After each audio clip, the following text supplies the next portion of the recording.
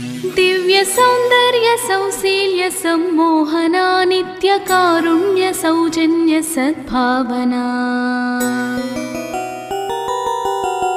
दिव्य सौंदर्य सौशील्य सम्मोहना नित्य कारुण्य सौजन्य सद्भावना सर्वशस्त्रास्त्र शक्ति प्रभाधारणा सत्य सिंहासना धर्म संस्थापना न्याय विश्लेषणा पोषणा स्नेह संभाषणा भूषणा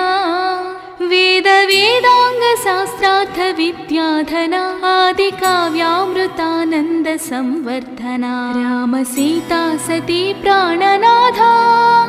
सदा जानकी